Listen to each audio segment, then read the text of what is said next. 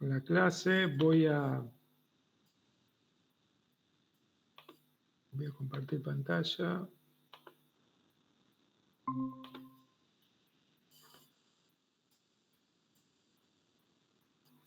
Bueno, hoy comenzamos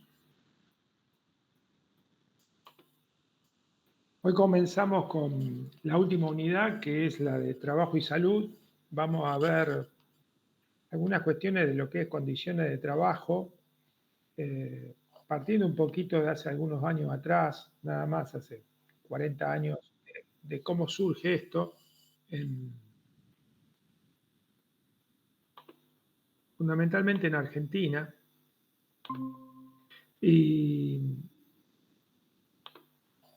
bueno, y después vamos a ver cómo esto se da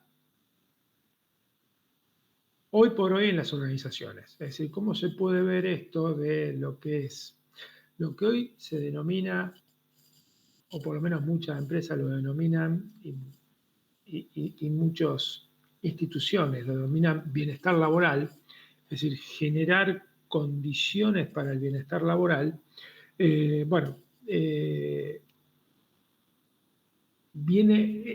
Esto está relacionado con lo que vamos a empezar a ver acá, digamos, y que más o menos, como para ponerle cierto año de origen, más o menos se remonta a 40, 45 años atrás, no mucho antes.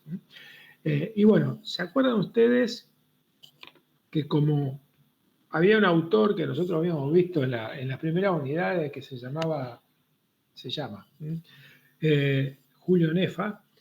Bueno, este autor fue, para recordarles quién es Julio Nefa. Julio Nefa es alguien, ¿se acuerdan cuando hablábamos de los investigadores en lo que es psicología del trabajo y de las organizaciones? Bueno, en cuanto a investigadores, creo que es el principal por excelencia, digamos, ¿no? Julio Nefa es una persona que casi debe estar cercano a los 80 y pico de años. Él se graduó acá en Argentina, trabajó mucho, investigó en Francia y después, bueno, vuelve a Argentina y se convierte en director de uno de los institutos en lo que tenga que ver de investigación, en todo lo que tenga que ver con lo social, el impacto del trabajo en la sociedad. Es uno de los referentes más importantes, digamos, ¿no? Y allá por la década del 80 es importante tener un poco la referencia, digamos, ¿no? Porque nosotros, si hay algo que cambió la cuestión de, desde las organizaciones laborales, tener mucho más en cuenta la prevención de accidentes, la evaluación de riesgos en todo tipo de trabajo, y ante el hecho de una situación, un accidente que se produce, la respuesta hacia eso, el antes y el después uno lo puede definir en la Ley de Higiene y Seguridad Laboral, digamos, ¿no? La Ley de Higiene y Seguridad del Trabajo, que se dicta en 1994. A ver, la ley en sí marca un antes y un después, digamos, ¿no? Porque la ley en sí lo que empieza a generar, es decir, antes de esa ley, y era cuando Julio Nefa dice estas 12 condiciones necesarias para mejorar las condiciones y medio ambiente de trabajo, lo que era todo lo que tenía que ver con condiciones de trabajo y accidentología no estaba arreglado. Y cuando digo no estaba arreglado, no había ninguna ley, ni había gestión de la prevención. Lo único que había era un seguro que no era obligatorio, si bien es verdad, la mayoría de las empresas de mediana grande lo tenían, pero era un seguro por accidente o por muerte, digamos, ¿no? Es decir, un clásico seguro y tradicional seguro, que según la empresa, y por ende, según el tipo de seguro, lo que generaba era una asistencia hacia el accidentado. Obvio que la aseguradora lo que hacía era una evaluación en relación al riesgo que tenía la actividad y las condiciones de la empresa, pero no había por parte de la aseguradora una posibilidad de decir, no, mirá, vos tenés que hacer esto, esto y lo otro para mejorar las condiciones de trabajo, sino que de parte de la aseguradora era, no, mirá, como estás, no te lo tomo o te lo tomo, no había otra opción. Y lo que tenían los trabajadores, insisto, no todos, pero sí en una empresa mediana o grande sí lo tenían, era ante un accidente, bueno, la asistencia médico-farmacológica sobre lo que sería la dolencia del accidente. En algunos casos, por eso yo digo que según el tipo de contrato, en algunos casos la aseguradora le pagaba lo que es el sueldo del empleado, en otros no, en otros no. Por ende, le terminaba pagando la empresa, pero por ejemplo, si tenía premios por asistencia, por productividad y estas cosas, eso quedaba sin pagar.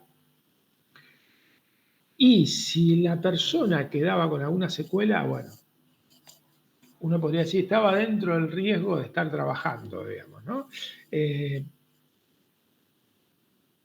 1994, a partir de esa ley, lo que empieza a generarse es protagonistas claros de lo que va a ser la gestión de la seguridad y la prevención en todas las actividades. Por supuesto, mucho más importante en actividades que tenían una fuerte estadística de accidentes, de muertes, digamos, ¿no? De muerte, de accidentes graves, como eran la industria por un lado, la construcción por el otro, bueno, industrias de distinto tipo, digamos, ¿no? Pero desde cerealeras hasta químicas, petroleras, bueno, metalúrgicas, bueno, claramente lo que empieza a haber es un protagonismo y una responsabilidad bien definida y clara entre, vamos a decir así, tres patas de este sistema. Por un lado el Estado, por otro lado el empleador y por otro lado lo que se empezó a llamar a partir de allí no compañías de seguros, sino las administradoras de riesgo de trabajo, que hoy la conocemos como la ART, digamos, ¿no? Ahí empiezan a funcionar y ahí empieza a haber un sistema que empieza a ser sólido en ese sentido, en la gestión y la prevención de riesgos. Bueno, hago todo este marco para que ustedes vean que desde el 94 para acá, es decir, ya hace más de 30 años, claramente hubo un cambio. En la Argentina hubo un cambio muy importante. Y digo esto porque a mí me tocó vivirlo, digamos, ¿no? Es decir, me tocó vivirlo, obvio, era muy joven como para decirle el antes, pero claramente tenía gente que lo había vivido, digamos, que con 10 años, un poquito, 10 años más que yo, que lo había vivido, y claramente vi los cambios, digamos, ¿no? Vi los cambios en todo el sistema y fundamentalmente el cambio de conciencia, por un lado, en los directivos, en los dueños de empresa, de poner a lo que es las condiciones de trabajo, la seguridad en el mismo lugar que las necesidades de producir o las necesidades de hacer un producto o servicio de calidad, por ende al mismo nivel, y por supuesto también a los empleados. Por supuesto también a los empleados, mucho más a los empleados de estas actividades que, por ejemplo, la construcción, que bueno, tenía una importante cantidad de accidentes, digamos, ¿no? Por ende, si alguien dice, bueno, uno de los primeros que dijo, che, es necesario es necesario que nos pongamos de acuerdo y que legislemos sobre esto, bueno, tendríamos que hablar desde el punto de vista técnico. Desde el punto de vista técnico tendríamos que hablar de Julio Nefa, digamos, ¿no? Y él en sí, en estos 12 puntos, que ustedes, si quieren, tienen el material para leerlo, lo pueden leer y va a ser mucho más claro que estos títulos que yo les presento acá, pero claramente él trabajaba estos 12 puntos como para empezar a derribar algunos prejuicios, o más que prejuicios, algunas cuestiones que se tomaban como naturales, ¿no? Se naturalizaban. Primero que el trabajo no es un castigo, digamos, ¿no? Es decir, esta cuestión de que no necesariamente tiene que haber sufrimiento y deterioro trabajando, digamos, ¿no? A ver, uno, si veía las situaciones de trabajo en industria 50, 60, 70 años atrás, y claramente uno podía decir el trabajo era una pesada carga para cualquiera, digamos, ¿no? Ya en esa época, 70, 80, claramente no, pero la idea de el trabajo tiene que ser un sufrimiento, hay que transpirar la camiseta, hay un montón de cosas que dejaban esta idea de que, bueno, el trabajo es un sufrimiento y bueno, y si te toca un accidente y bueno, bancátela, sería el mensaje. Bueno, esto hay que romper con esa idea y ese concepto, digamos, ¿no? La otra cuestión de que no todos somos iguales es que una de las piedras angulares también de la prevención, digamos, ¿no? Eh, a ver, el creer que, porque yo pongo un cartel que diga no trabajar esta máquina de corte sin el protector, y el protector lo tengo a 10 metros de la máquina, yo digo, bueno, está, ya puse el cartel y listo, todos lo van a leer y todos lo van a usar y por ende nadie va a trabajar sin el protector, digamos, ¿no? Que protege el rostro, la visión de cualquier partícula que pueda estar, que pueda volar, digamos, a partir de que estoy cortando algo.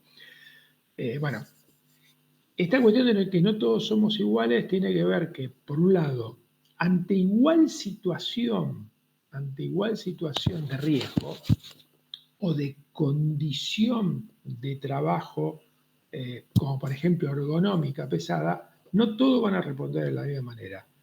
Por ende, insisto, esto parece una verdad de perogrullo decirlo, pero increíblemente en esa época había que aclararlo, digamos, ¿no? Es decir, iguales condiciones a algunas personas no le puede generar ningún tipo de trastorno, pero a otras sí, digamos, ¿no?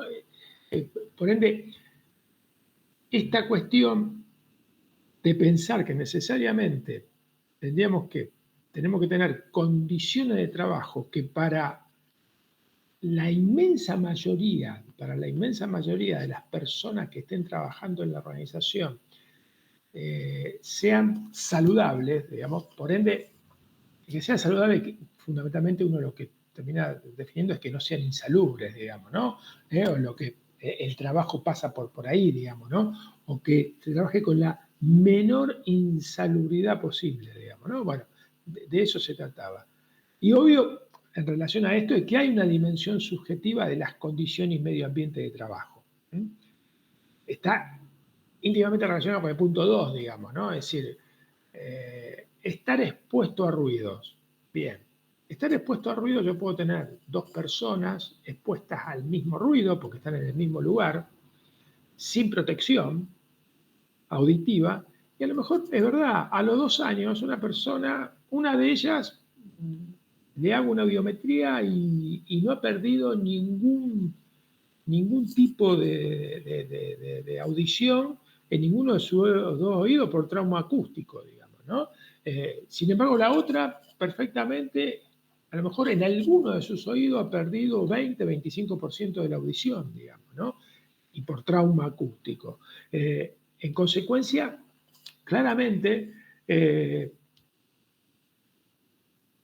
¿qué se decía antes? ¿No? Y claro, bueno, esta persona debe haber perdido la audición en otro lado, en otra situación, con otra cosa, digamos, ¿no? Y en realidad, y él lo decía porque ya estaba demostrado, ¿no? No es porque por defender a las personas que terminaban teniendo inconvenientes, sino porque estaba demostrado que eso se podía dar perfectamente, ¿no? Entonces, ahí es donde tenemos que actuar. Y desde ya, insisto, yo hago siempre el paralelo o voy de una situación que acá estamos hablando de la década del 80 a lo que fue después de mediados de los 90, los 2000. Una de las cuestiones, por ejemplo, que se evalúan las administradoras de riesgo de trabajo es lo que se llaman los exámenes periódicos. Y los exámenes periódicos, ¿para qué se hacen? Los exámenes periódicos se hacen cuando alguien, bueno, dice, mira, estas personas que yo voy a estar contratando van a estar expuestas a este riesgo y a este riesgo. Supongamos que uno de los riesgos es esto, es decir, hay ruido. Yo les voy a poner protección, todo, pero van a estar con ruido porque, no sé, van a estar en un taller, se está molando, se está golpeando, lo que sea, va a haber ruido. Por ende, van a trabajar con una carga sonora importante, más allá de los 70 decibeles, que lo comúnmente es lo que no produce ningún tipo de inconvenientes o secuelas en la audición. Lo que está obligada la administradora de riesgo de trabajo, la RT, es a hacer evaluaciones periódicas, por ejemplo, de biometría. Lo evalúa a veces la DRT, una vez al año, una vez cada dos años, lo evalúa, pero está obligada a hacer esas evaluaciones, digamos, ¿no? ¿Y por qué está obligada? Porque yo puedo tener 10 personas, primero que esas 10 personas ya vienen con unas condiciones, y ya esas condiciones pueden generar de que tenga una mayor probabilidad de que lo afecte, pero sacándose esas condiciones previas, yo puedo tener dentro de esa X cantidad de personas que van a estar expuestas al ruido, algunas personas que no van a tener problema y algunas personas que sí pueden generarle problemas. Por ende, con la evaluación periódica, lo que yo estoy marcando es revisión caso por caso, digamos, ¿no? La revisión caso por caso de cada uno de estos riesgos. Eh, y bueno, el cuarto y el quinto también están relacionados, digamos, ¿no? Es decir, las condiciones y medio ambiente de trabajo, para que quede claro, las IMATES, condiciones y medio ambiente de trabajo, cambian. Por ende, esto que cambia quiere decir que todo cambio, y ya en los 80 era importante, se agudizó mucho más en toda la industria, en todos los servicios, mucho más, pero ya en los 80 era importante, todo cambio en cualquier tipo de maquinaria, en cualquier forma de proceso que vamos a trabajar, puede generar un riesgo, digamos, ¿no? Puede generar un nuevo riesgo. Por ende, el análisis de esto tiene que ser permanente, digamos, ¿no? Y obvio que estas condiciones terminan afectando, si no las analizamos, si no vemos, mira, acá hay un riesgo, habría que hacer tal cosa para disminuirlo, eliminarlo, va a afectar a los trabajadores. Y bueno, el punto 6 es clave, digamos, ¿no? Trabajo y riesgo no son sinónimos. Es decir, no hay que naturalizarlos. Sí, sí es verdad que en todo trabajo hay un riesgo. Ahora, ese riesgo hay que trabajar permanentemente, por esta cuestión de que permanentemente hay cambios, pero hay que trabajar permanentemente para tratar de disminuirlo o eliminarlos, digamos, ¿no? Por ende, ese es el trabajo. Por ende, el punto 7, en cuanto a la salud no es una mercancía, es decir, lo que apunta acá es que la salud en sí no es algo que vos decís, bueno, mira, vos me entregás tu mano de obra, ahí vos sabés que acá, por ejemplo, ahí vas a pintar y sabés que nosotros pintamos con plomo, y bueno, vos sabés que a los 10 años va a tener los pulmones en la miseria. Bueno, eso viene con el trabajo, ¿no? No, es decir, insisto, hoy si yo lo digo así, parece una brutalidad. Ahora, no hace, digamos, estoy hablando hace 200 años, hace 40 años, 40 años se tomaba de esa manera, digamos, ¿no? Se tomaba de esa manera y por ende había que aclarar estas cosas, digamos, ¿no? Los accidentados no son víctimas y son víctimas y no sus propios verdugos, digamos, ¿no? Es decir, que al final parecía que el accidentado por algo se accidentaba, digamos, ¿no? O porque era perezoso o porque en realidad no prestaba atención o porque en realidad quería estar unos días sin trabajar. Que más allá que puntualmente pueda haber en un caso que claramente son excepcionales, en la gran mayoría claramente eran víctimas de las distintas situaciones que se presentaban, digamos, ¿no? Por ende, hay que ponerse a estudiar las causas de accidentes que son múltiples y complejas, que es necesaria una visión global integrada y multidisciplinaria, que si uno después ve la ley, claramente es una respuesta a eso, que hay que entender que el trabajo, obvio que no siempre es salud, acá trabajando con esta famosa frase de que el trabajo es salud. Y es verdad que el trabajo en sí, bueno, como lo hemos visto al principio de la materia, claramente es uno de los resortes fundamentales de estar bien anímica y físicamente, digamos, ¿no? Si uno trabaja en algo que le gusta, sin lugar a duda la satisfacción que tiene le va a generar salud, digamos, ¿no? Y bienestar.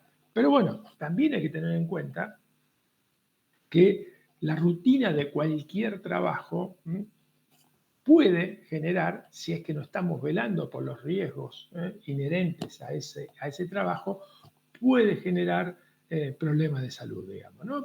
La idea es no, digamos, demonizar al trabajo con que, bueno, el trabajo es lo peor que le puede pasar. No. El trabajo puede ser, sin lugar a duda, lo mejor que nos puede pasar. Ahora, lo que decía Nefa es, trabajemos con esto para que el trabajo no sea lo peor que nos pueda pasar, digamos, ¿no? Es decir, el trabajo, sin lugar a dudas, no tiene que ser nunca lo peor que nos puede pasar. Y por ende, si trabajamos en las condiciones, claramente vamos a evitar un montón de situaciones en donde las personas terminan complicadas su salud y su vida por el trabajo, digamos, ¿no? Por ende, cuando hablaba de esto también, Julio Nefa hablaba de que hay factores a nivel macro eh, que generan, que generan las condiciones y medio ambiente de trabajo a nivel general, digamos, ¿no? Y cuando digo que generan, puede ser obvio, para el lado positivo o para el lado negativo, digamos, ¿no? Y ahí él habla de los factores estructurales, ya estamos hablando de, por ejemplo, a nivel país, digamos, ¿no? Si bien uno después se podía meter dentro de un país a nivel provincia, ¿no? Pero cuando hablamos de factores estructurales, tiene que ver, bueno, si tiene la energía disponible, si tiene el transporte, es decir, las rutas, el transporte disponible, si tiene, ojo, cuando hablamos de transporte no solo de insumos, sino también de las personas, sino también de las personas, que, digamos, cada una de estas cosas que sean precarias van a generar condiciones precarias. Bueno, y así podemos sumar un montón de otras cuestiones, digamos, ¿no? Es decir, hablamos de energía en cuanto disponibilidad de agua, de gas, de energía eléctrica. Podemos tener cuestión de logística para poder tener, poder importar las máquinas que sean con mayor tecnología y que sean más seguras que las que estamos utilizando. Bueno, hay un montón de cuestiones estructurales que, obvio, ante lugares que pueden ser países, insisto, o provincias, donde esto se precariza, claramente va a haber condiciones y medio ambiente de trabajo precarias, digamos, ¿no? Las formas institucionales también, digamos, ¿no? También. Esto yo creo que ya es una regla general, digamos, ¿no? Por más que esté últimamente la democracia en sí, la democracia representativa y republicana, bastante debilitada en los últimos 20, 30 años, pero sin lugar a dudas, uno lo que ve es que en países donde hay, por un lado, un desarrollo económico, por otro lado, una calidad institucional, en todas sus organizaciones.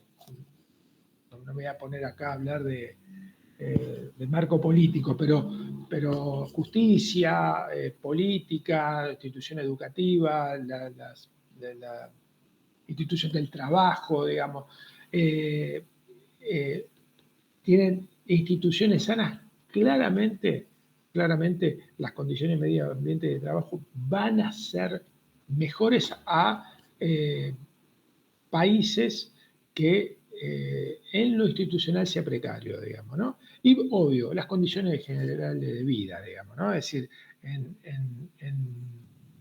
en países, bueno, vamos a poner como ejemplo Argentina, en donde permanentemente está en crisis, donde permanentemente también está, deambula por periodos de bajo nulo crecimiento y recesión, a algunos periodos de despegue, porque pega el salto después de estar en el subsuelo, y por ende no tiene, como un país, digamos, normal, digamos, no tiene un amesetamiento, pero que vaya para arriba, digamos, y por ende las personas, más allá de que no se genere una importante acumulación de riqueza, pero que sí haya un desarrollo, sin lugar a duda, eso también genera, obvio, condiciones y medio ambiente de trabajo precaria, digamos, ¿no? Uno podría decir un montón de cosas de lo que pasa en Argentina, es decir, la informalidad, eh, la falta de trabajo, hay un montón de cuestiones crónicas, no le echemos la culpa a un gobierno o a otro, crónicas, o por lo menos crónicas de que estamos hablando de este tema, ¿no? De década del 80, ¿sí? Los últimos 40 años, esas condiciones, sin lugar a dudas, también comprometen las condiciones y medio ambiente de trabajo. Por ende, él hablaba de factores macro, que estos tres, y factores micro.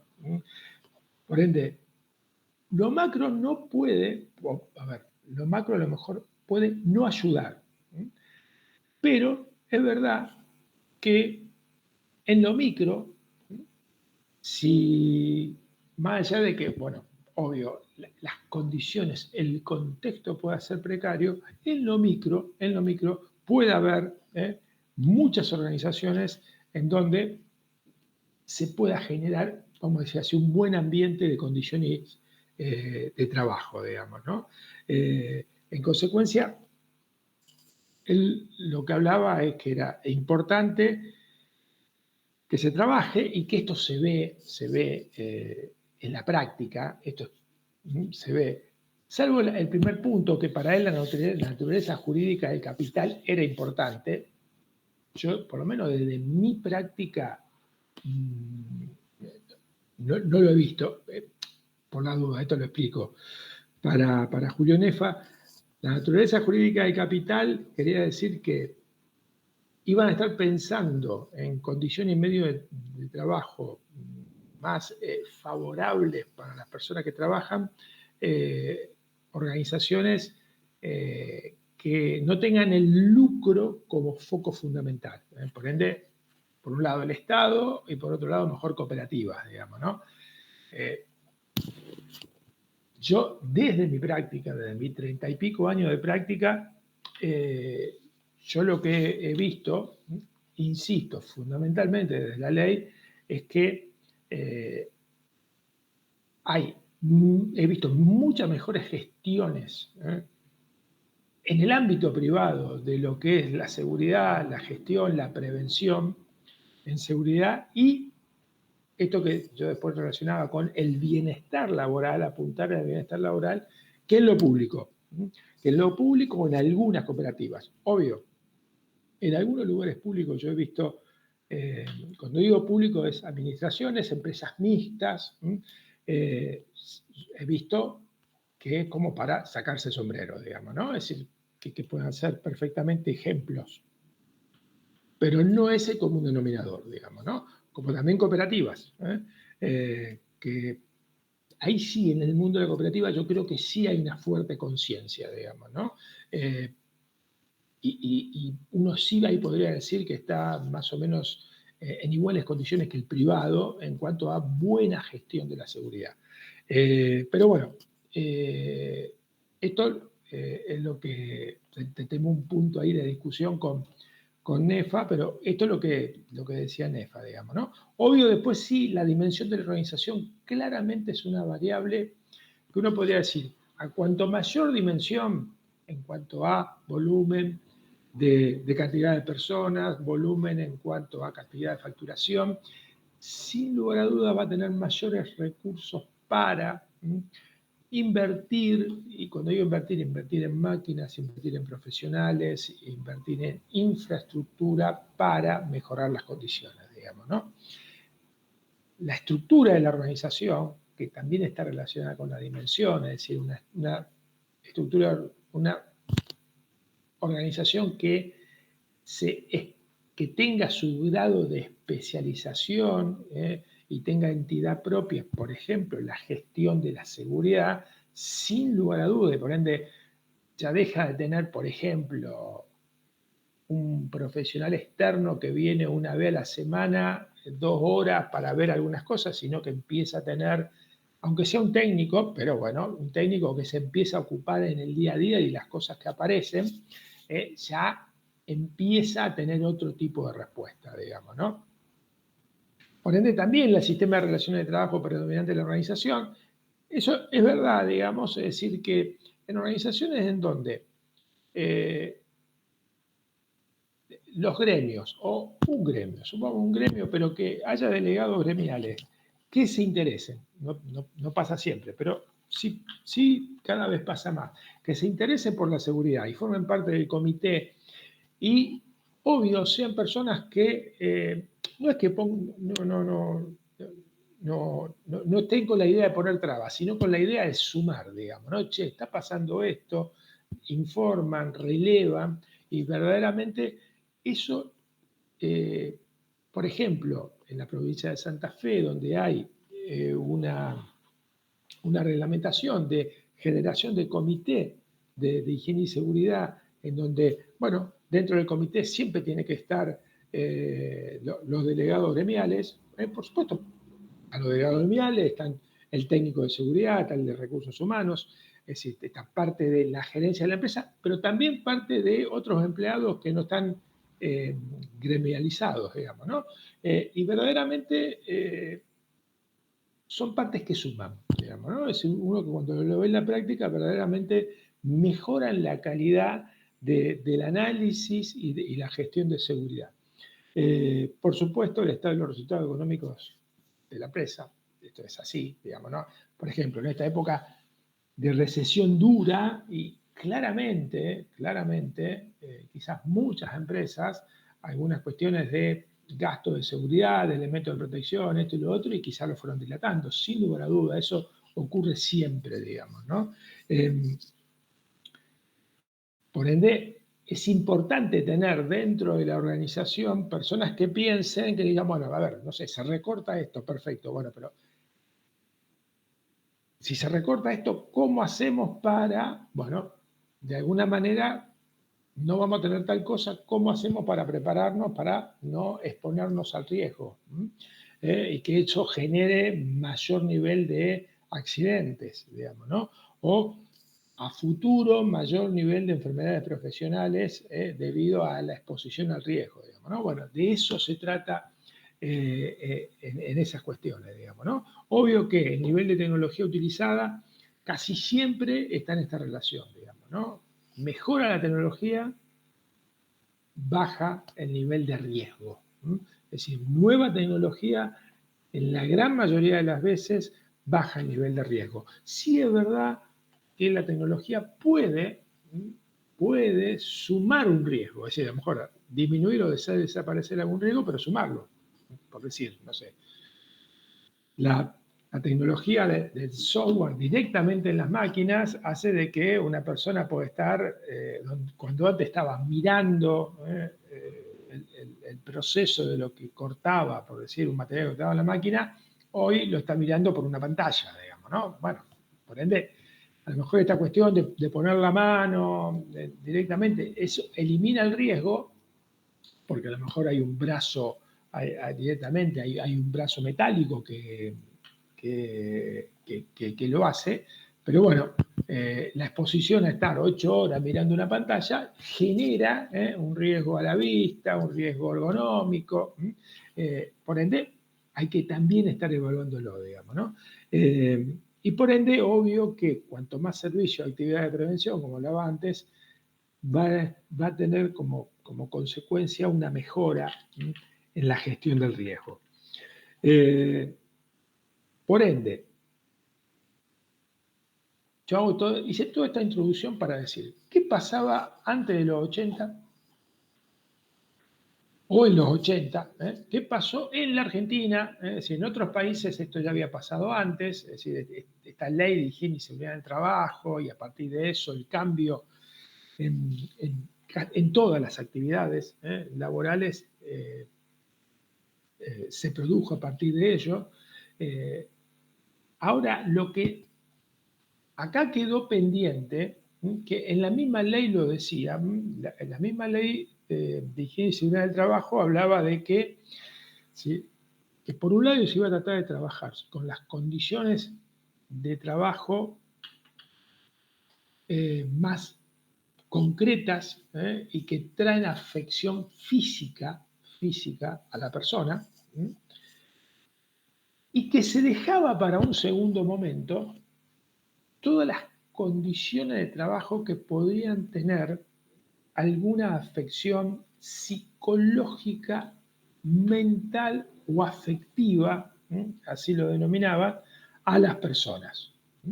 Se dejaba para un segundo momento, es decir, obvio, y era totalmente razonable, el foco principal, que la idea siempre era los primeros 10 años, el foco principal iba a estar en, bueno, mejorar las condiciones edilicias, mejorar la cuestión de la conciencia para el uso de elementos de protección personal, mejorar la evaluación e identificación de riesgos laborales en todas las actividades, claramente en las cuestiones más concretas y donde la cuestión del impacto en lo físico, desde la cuestión de la columna, las cervicales, desde la cuestión de los pulmones, de la cuestión de, bueno, trabajar la piel, bueno, muchas cosas de cuestiones químicas, de cuestiones de estar afectado al calor, al ruido, bueno,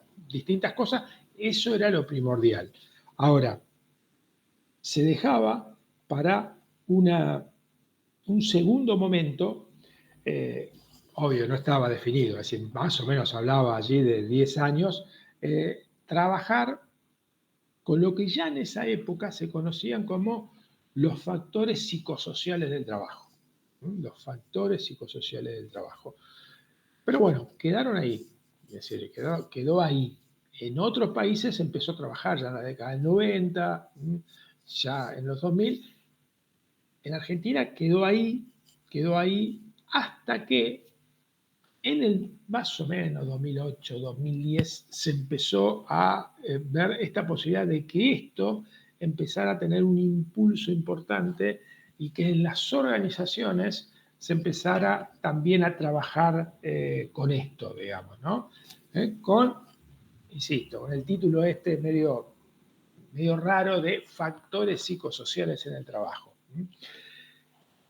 Y en consecuencia, mediados del 2010, es decir, en 2014, hay un acuerdo marco a nivel nacional. Cuando hablamos de acuerdo marco, no es una ley, por ende no obliga, no obliga, pero sí un acuerdo de ponerse a trabajar sobre esto en las organizaciones laborales del país, digamos, ¿no?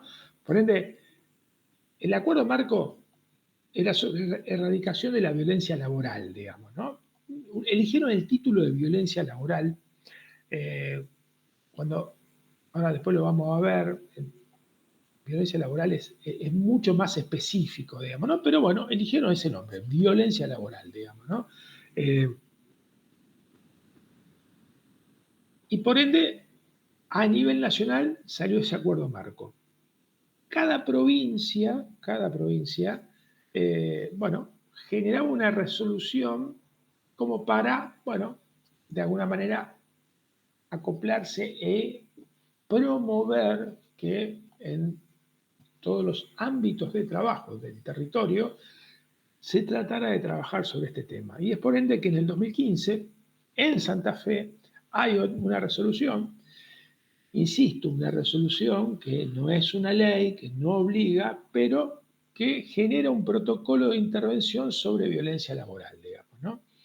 Eh, por ende, en sí, si bien el título de violencia laboral, lo que viene atrás como ejes de trabajo que recomiendan las organizaciones, ya sí tiene que ver con algo más amplio, digamos, ¿no? Y con esto de los factores psicosociales. Tanto el acuerdo marco a nivel nacional como la resolución a nivel provincial hablan de generar en las organizaciones laborales eje de trabajo que tenga, por un lado, un eje en la prevención, por ende, visibilizar y sensibilizar y capacitar sobre la temática y sobre aquellos aspectos que hacen al buen clima laboral. Eh, Crear un equipo de intervención, es decir, que en las organizaciones haya uno, dos, tres, es decir, hablan de equipo, digamos, ¿no? No que haya un responsable, sino que haya, muchas veces se lo denomina comité, pero bueno, un grupo de personas bueno, que de alguna manera intervengan, o tengan la responsabilidad de intervenir en esto. Cuando digo intervenir es desde relevar, sensibilizar, capacitar y en algunos casos intervenir cuando pasa algo, digamos, ¿no? La otra cuestión específica es que haya un canal, que empiece a haber un canal en las organizaciones, que sea un espacio de atención ante situaciones de violencia o, acá podríamos poner independiente, de riesgo psicosocial, digamos, ¿no? Eh, a ver, ¿cuál es la diferencia si yo digo violencia laboral o riesgo laboral? Es decir, si yo digo violencia laboral es ante un hecho consumado. Es decir, un hecho de violencia laboral es alguien, no sé, que amenaza a otra persona y te voy a pegar 2 tiros porque, no sé, por lo que sea, digamos, ¿no? Eso es un hecho puntual, concreto, de violencia, digamos, ¿no? Ahora, lo que se trabaja hoy por hoy es, por supuesto, ante una situación como esa, claramente de intervención, pero es tratar de trabajar con la prevención, digamos, ¿no? En consecuencia, tratar de concientizar a las personas y, y al grupo de trabajo que si están viendo alguna situación que está generando malestar, que está generando algún tipo de inconveniente, que ven, no sé, por decir, a 2 personas que no se están tratando bien, que tienen diferencias, que a lo mejor no son en el trabajo, es de afuera, pero que la están llevando al trabajo y que esto que como momento uno dice, en el momento esto va a explotar, va a estallar, bueno, que tengan la posibilidad de un canal para decir, mira, yo quiero decir esto, ustedes pueden de alguna manera hacer algo porque me parece que si sigue así, esto va a terminar mal. Bueno, ese empieza a ser un lugar de trabajo, digamos, para prevenir estas cosas, digamos, ¿no? Por ende, lo que dicen es establecer un procedimiento de actuación ante consultas o reportes de situaciones, insisto, desde la provincia acá y desde otras provincias lo llaman, lo titulan porque, bueno, como yo le decía antes, el acuerdo a nivel nacional sale con este nombre de violencia laboral, pero en realidad yo creo que, no solo yo lo creo, sino que en otros países se usa de esta manera, es la gestión de riesgos psicosociales, digamos, ¿no? Es decir, gestionar y prevenir, digamos, y cuando uno gestiona riesgos es justamente esto, lo que está tratando de relevarlos, verlos antes, identificarlos para que tratar de que ese riesgo no se convierta en un hecho de violencia, en un hecho de enfermedad, digamos, ¿no? Y que provoque un problema de salud en una o en varias personas, digamos, ¿no? De eso se trata. En ese sentido, ahí sí uno encuentra la relación entre lo que es prevenir riesgos en lo que tenga que ver con condiciones edilicias de trabajo que puedan afectar a la persona, al físico de la persona, con esto, prevenir situaciones que puedan afectar psicológica o afectivamente a las personas que están en una situación de trabajo, digamos, ¿no? Ese sería el fin, digamos, ¿no? Eh, por ende, acá como conceptos en esto que se empieza a trabajar ahora nuevo, cuando digo ahora nuevo, y sí, desde el 2010, 2015 hasta ahora, se ha venido trabajando y mucho en las distintas organizaciones, es, por un lado, identificar qué son los factores psicosociales. ¿Qué son? Ahora lo vamos a ver, son cosas comunes, digamos, ¿no? ¿Cuáles son los factores psicosociales de riesgo? O mejor dicho, tener en cuenta que todo factor psicosocial, digo un ejemplo por decir, digamos, ¿no? Es decir, la comunicación entre las personas, algo muy, muy amplio, muy genérico, digamos, ¿no?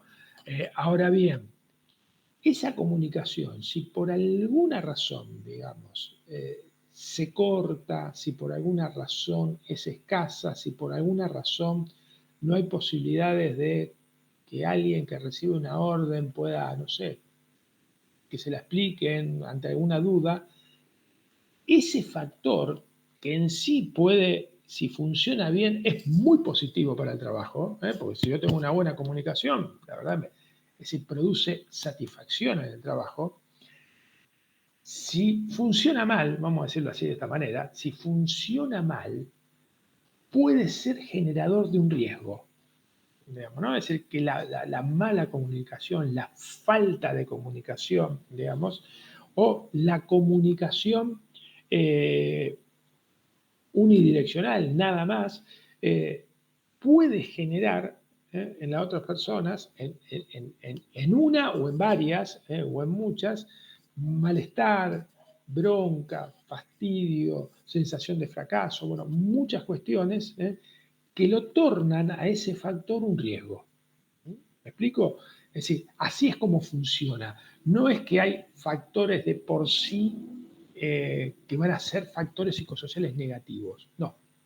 Hay factores psicosociales. Por ejemplo, la relación, el liderazgo, la relación de un líder con sus colaboradores es un factor psicosocial. Ahora bien, es un factor psicosocial que un líder que maneja bien, es decir, que es un buen líder y tiene una buena relación con todos sus colaboradores, con reglas claras, abierto, de frente, generando un clima de confianza, por supuesto exigente, digamos, ¿no? Pero generando un clima de confianza entre las personas y donde cuando hay diferencias se discuten y se discuten muchas veces arduamente, digamos, pero dentro de un aspecto de confianza y de respeto, sin lugar a dudas, ese factor psicosocial va a ser positivo, digamos, ¿no? Ahora, si nos vamos al otro lado, digamos, ¿no? Es decir, donde tengo un líder que no comunica un líder que hace diferencias entre distintas personas, un líder que trata mal, digamos, a algunas personas y a otras no. Claramente ese, ese factor liderazgo va a ser un factor de riesgo. Va a convertirse en un factor de riesgo, digamos, ¿no? Y por ende va a tener cierta característica que va a generar, insisto, malestar, insatisfacción, en algunos casos inhibición, bueno, distintos problemas que, lo mismo que decíamos antes, ¿se acuerdan cuando Nefa decía, no todos son iguales? Bueno, acá creo que se ve con mucha más importancia esto, digamos, ¿no? Porque yo puedo tener un factor psicosocial de riesgo, un líder negativo, ante 7 colaboradores, en lo cual a lo mejor 5 colaboradores, ante personas, un líder que le hace lo mismo a todos, digamos, pero 5 colaboradores lo toman, no sé, lo toman que bueno, es así, y verdaderamente no le hacen mucha mella a ellos en cuanto a su comportamiento laboral y también en lo que tenga que ver con una vez que me voy del trabajo, digamos, ¿no? Ahora, puede haber dos personas que sí, que lo afecta, que lo afecta y seguramente que si lo afecta, lo va a afectar. Primeramente en lo que es el ámbito de trabajo, en esa jornada de trabajo, pero seguramente en el tiempo y muchas veces en el corto plazo, corto, mediano plazo, también lo afecta después. También lo afecta cuando sale del trabajo, digamos, ¿no?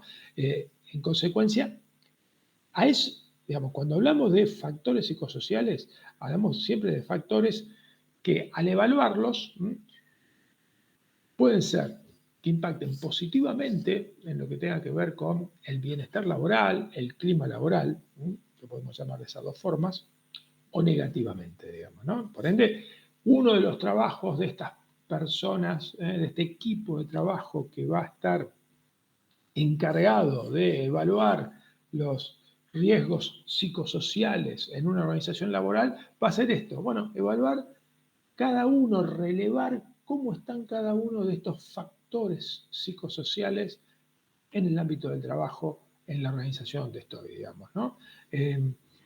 Y obvio que teniendo en cuenta que un factor social de riesgo, por ende un factor psicosocial que es negativo y que va a generar riesgo, puede tener consecuencias a la salud.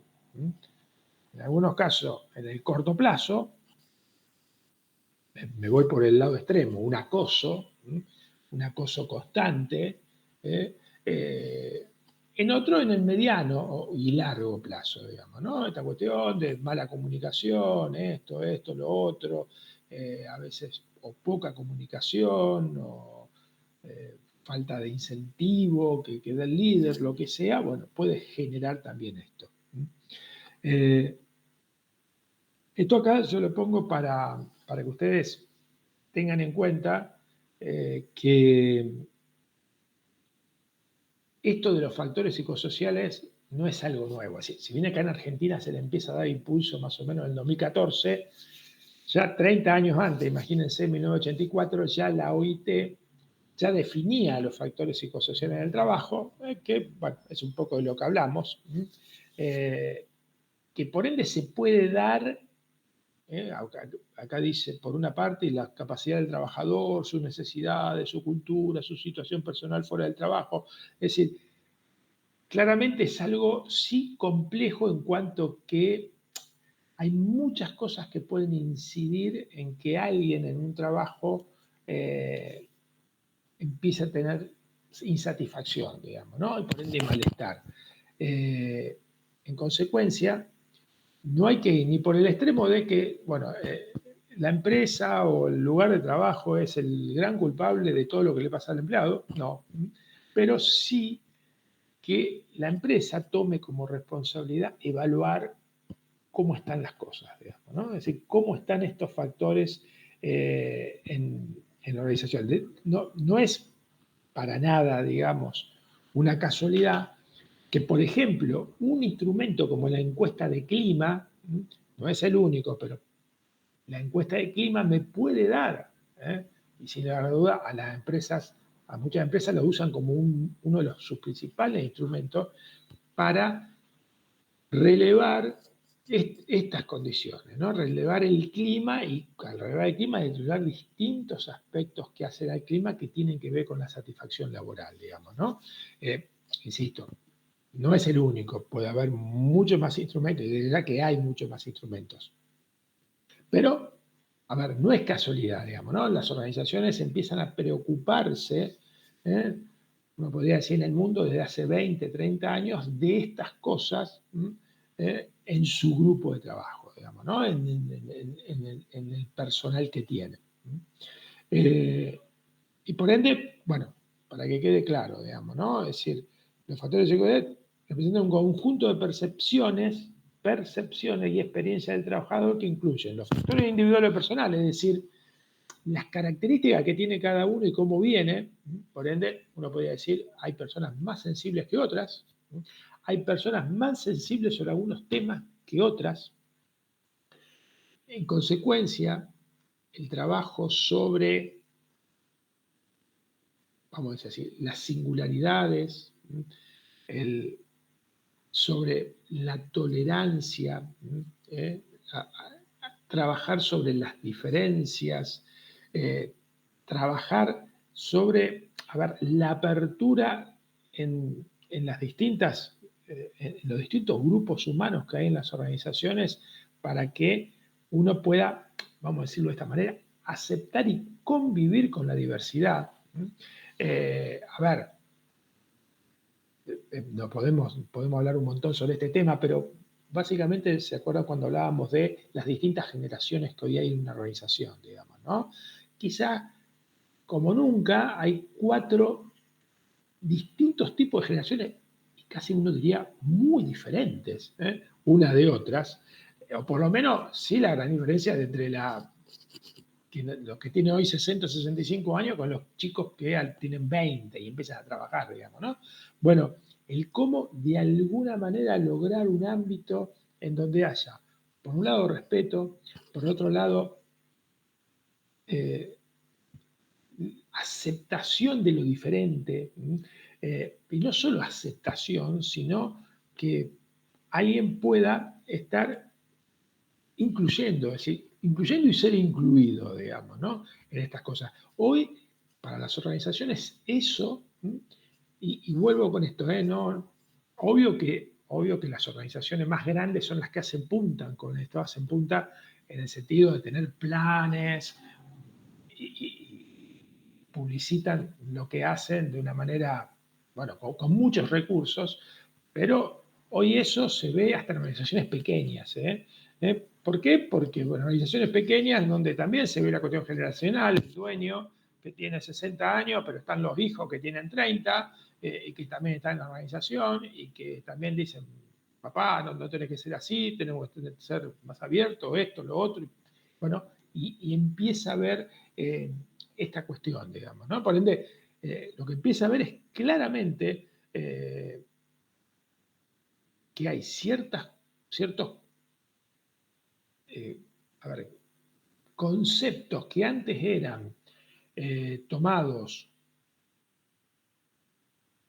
como excepcionales, por ejemplo, que alguien pueda ante una situación alguien pueda sentirse mal o ofendido, por ejemplo, ante un chiste que cuenta alguien o porque llegás tarde al trabajo y te hacen un chiste, a veces subido de tono, y que bueno, y que porque 3 o 4 personas lo pueden considerar normal, uno no pueda sentirse mal, digamos, ¿no? Bueno, esas cuestiones que casi hace 30 años acá en la Argentina era como, para decir, el desubicado es el que dices, uy, me siento mal con esto, hoy claramente ha cambiado, digamos, ¿no? Eso no quiere decir que en todos lados se ve, pero claramente ha cambiado. Hay otra predisposición, digamos, ¿no? Hay otra predisposición al actuar, por ende hay otra predisposición a que si nosotros tenemos ciertas reglas de, de convivencia en el grupo y viene alguien nuevo, el grupo también, es decir, si bien el nuevo tiene que adaptarse al grupo, Pero el grupo también, y esto es lo que muchas de las cosas que se trabajan en estas cuestiones, debe también conocer al nuevo y adaptarse también a ciertas cuestiones del nuevo, ¿no? A ver, estoy tirando esto como uno de los ejemplos de cuestiones que se trabajan cuando hablamos de concientización, digamos, ¿no? Porque, insisto, hay situaciones que se dan que son muy concretas, muy puntuales, y que, por lo menos en lo que a mí me toca, yo formé parte y formo parte de distintos programas y acciones y comités en distintas empresas medianas y grandes en lo que tenga que ver con gestión de riesgos psicosociales o bienestar laboral. Más o menos hace 10, 12 años, y les soy sincero, las situaciones de acoso, situaciones de violencia hacia una persona, ojo, acoso sexual, acoso psicológico, no he visto muchas, son las excepciones, son las excepciones. Ahora bien, son las excepciones, yo creo, porque yo estoy en organizaciones que se trabaja preventivamente para eso. Es decir, si yo estuviera en una organización donde un gerente de una empresa no sé, le pueda decir a una empleada mucho más joven que él, o la misma edad, no importa eso, pero qué linda que está, qué sé yo, le tiene un piropo y sea totalmente desubicado, y que la empresa, casi que, no sé, el dueño de la empresa o un alto directivo se ría por eso, claramente está habilitando una situación que claramente es no solo desagradable para la persona, sino para los que están alrededor, digamos, ¿no? Obvio, si yo estoy en una organización donde eso claramente se va a intervenir, ¿sí? Y donde eso se va a intervenir en la persona para decirle, no, mira, estas actitudes no las vamos a estar tolerando, así que por favor cambia tu actitud. ¿eh? Es ahí donde se trabaja sobre la prevención, digamos, ¿no? Porque si no se hace nada, claramente estamos habilitando a personas que puedan pensar esto como normal y habitual a que lo sigan haciendo, digamos, ¿no? Bueno, de eso un poco yo iba con esto de que los comités, más allá de intervenir ante un caso concreto de violencia laboral, el trabajo más importante y claramente el de mayor volumen es el de la prevención. ¿eh? Es el de actuar cuando hay algo que, que no gusta, digamos, que no cierra, que puede generar algo que sin lugar a duda que si lo dejamos va a generar algo más importante, de mayor incidencia, y también trabajar fuertemente en la concientización, digamos, ¿no? En concientizar hacia, bueno, pensar en lo que hacemos. Fundamentalmente creo que pasa por ahí, pensar en lo que hacemos para ver si esto que hacemos y que para nosotros es lo normal y lo natural, bueno, podemos reflexionar acerca de que, bueno, a lo mejor si lo cambiamos y dejamos de hacer ciertas cosas y dejamos de hacer otras y por ende no seamos tan agresivos y la verdad nos vamos a seguir divirtiendo a lo mejor de la misma manera, es decir, de otra manera, pero nos vamos a seguir divirtiendo y no vamos a estar afectando a ninguna persona, digamos, ¿no? Es decir, el trabajo pasa por ese lado hoy por hoy. Bueno, cuando hablamos de factores psicosociales, hablamos de esto, digamos, ¿no? Es decir, como ven, ahí dice etcétera al final, porque bueno, hay más.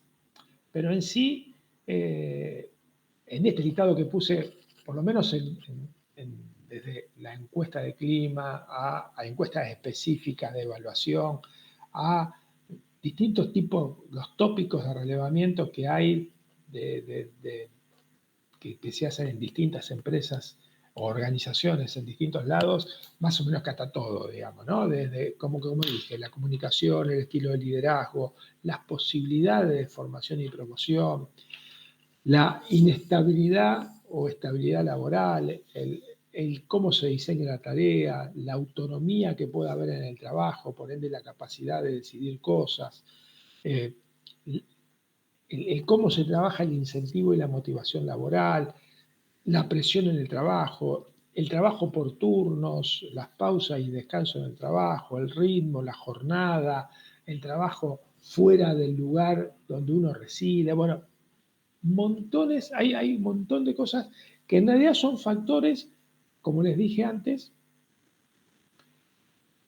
que pueden impactar positivamente o negativamente.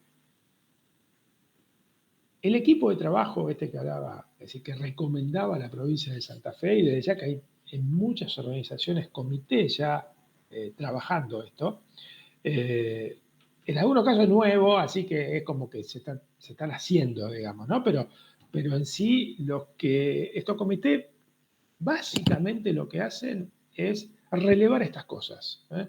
Relevar estas cosas, concientizar sobre temáticas, capacitar, hacer relevamiento en grupos de trabajo para ver si las rutinas a veces de trabajo, pero también las rutinas, a ver, sociales, digamos, ¿no? De las personas, de los grupos de trabajo en los distintos lugares, que son rutinas que se hacen dentro del trabajo, es decir, cuando se hace el corte, cuando se habla de algún tema mientras uno está trabajando, eh, actividades que se hacen fuera, digamos, y que se comparten.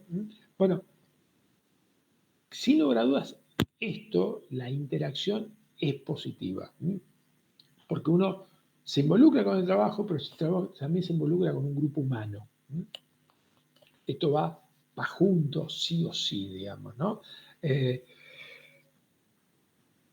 Después hablamos de la cuestión del teletrabajo, que también es uno de los factores a evaluar como factor psicosocial, digamos, ¿no? Es decir, cuando hablamos de jornada de trabajo, bueno, sí, la jornada de trabajo presencial o 100% home office, ¿afecta o no afecta? ¿Trae satisfacción total, 100% o no? Bueno, estas cuestiones son las que van trabajando, o digamos, son temas de trabajo hoy por hoy en las organizaciones. Eh, por ende, obvio, lo que se releva y que se evalúa tiene que ver con, bueno, esto, ¿qué probabilidad hay, qué gravedad tendrá su consecuencia en el caso de que esto sea un riesgo importante? Vuelvo con el tema de liderazgo. Una cosa es que alguien nos diga, che, vos sabés que se comunica, casi que no comunica poco el líder, eh, o lo hace solo con algunos, y solamente es eso. No digo que no sea un problema en el sentido que es algo negativo, pero sin lugar a dudas, no es lo mismo que me diga, no, mirá, el líder nos trata mal, nos dice de todo, ante cualquier cosa que sale mal nos culpa y nos dice que no va a echar esto, lo otro. Bueno, claramente ahí, en este segundo caso, ahí hay algo como para actuar muy importante, porque la probabilidad de que ocurra alguna situación o que desencadene un malestar importante en las personas que están trabajando es alta. Y por ende, como la presión puede ser importante, la gravedad de las consecuencias entre alguien que salta una situación, esto, lo otro, también puede ser importante. Por ende, hay que actuar mucho más rápido que lo otro, que se puede trabajar directamente con el líder, en algunos casos con el líder, con un grupo de trabajo, es decir, digamos, en el otro hay más tiempo para trabajar y a intervenir, y en otros casos no, hay que intervenir de una manera rápida.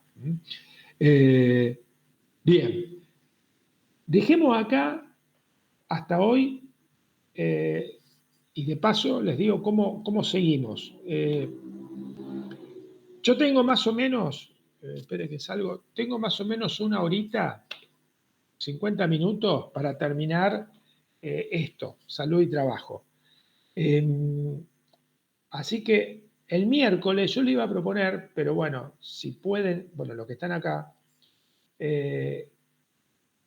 obvio que la facultad está cerrada, pero si nos podemos reunir a las 20 horas en vez de las 21. Cosa que entre 20 y 21 ya terminamos, o 21 y cuarto. Profe, yo curso esa hora, de 7 a 9. Bien, bien, bien. Y la materia se cursa. Sí, sí. Ya le dije. Bueno, listo, no tengo problema. Entonces, el miércoles, que a lo mejor en 45 o 50 minutos liquidamos, porque quedan condiciones, es decir, enumerar todo lo que tenga que ver con la parte de contexto y de contenido del trabajo, y hablar de estrés y de burnout. Esos serían los temas que quedarían, que 40 o 45 minutos lo hacemos. Así que bueno, quedemos así. El miércoles a las 21 nos volvemos a encontrar ya para terminar la unidad 9. Buenísimo. Dale, profe. Nos vemos. Por la duda, por Meet, ¿eh? Bueno, obvio que en la facultad, si van, va a estar cerrada el miércoles, pero bueno, lo confirmo. Por Profe, Meet. le Sí. puedo hacer una pregunta con Sí. respecto al trabajo. Primero, con respecto al PowerPoint, ¿qué es lo que deberíamos presentar? Como le dije a todos los grupos, el PowerPoint fundamentalmente tiene que ver, y la presentación tiene que ver con la vivencia del grupo en relación a por qué eligieron Claro. el tema, el caso, qué les pasó, digamos, por qué escribieron lo que escribieron, qué más les impactó, les gustó, lo que sea, digamos. Okay. Eso. Okay. No algo teórico de o el liderazgo, la motivación, no. Bien. Es fundamentalmente trabajar, y obvio que la presentación tiene que ser algunos slides, pero que digan eso, digamos, ¿no? Que sea el hilo de lo que va a ser la presentación de eso, de cuál fue la vivencia del grupo, de los integrantes del grupo, al realizar el trabajo, al elegir el tema y realizar el trabajo. Bien, ok. Bueno, listo entonces, perfecto. Bueno, nos vemos el miércoles entonces. Profe, perdón, ¿le puedo hacer una consulta? Sí. La semana que viene entregamos el trabajo el lunes y después no cursamos, ya terminaríamos todo el miércoles. Claro, el miércoles terminamos. Sí. Perfecto. El miércoles terminamos y después solamente nos vemos para el integrador. Buenísimo, muchas gracias. Bueno, ok. Chau, hasta luego. Adiós. Chao, profe, gracias. Chao.